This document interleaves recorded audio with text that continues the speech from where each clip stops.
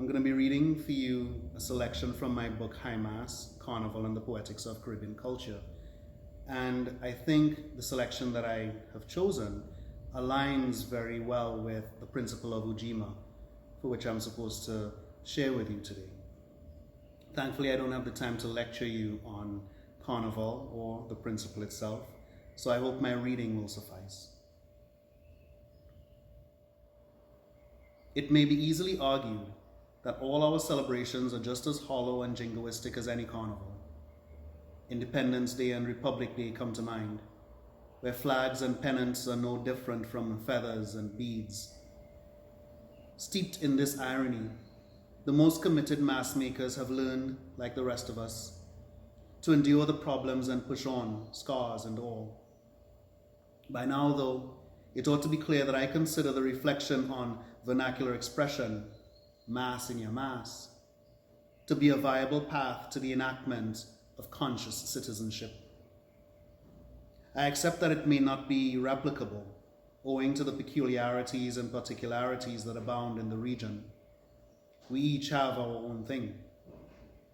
Fortunately, I have not gone in search of the divine, but of those who inhabit the divine. Those normally withheld in silence or invisibility, yet find me deserving enough of their attentions and anxieties, their aspirations and ideas. Those qualities, at least, resonate, carnival or no carnival, among us. From them I take the following advice. Whenever we have cause to think of what carnival in Trinidad is, has become, and desperately needs to be, we must look for it in fleeting moments that manifest in people who find their way to it, through it, and from it. Look, without condescension, at what they, at great personal and spiritual cost, make of themselves and of the traditions, troubles, and the joys that bind them and free them. It's a methodology of the self, the vernacular self, implicated in every outcome it has occasion to observe. The self as subject, finally present. Now, some advice of my own. To see what there is to be seen, you must look deliberately for yourself, your own self. Work out your hypocrisies with vigilance and your salvation without complaint. Go in search of what you've learned to ignore.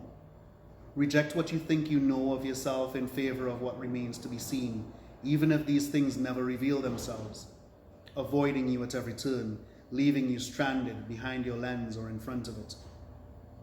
Even if they disappoint, these things are meant to disappoint.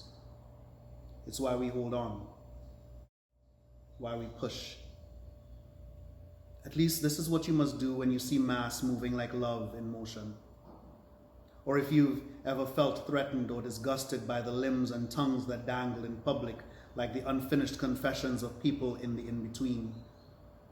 And yes, the chaotic remembrances of historical terrors, when performed in the context of a competition, are hardly revolutionary.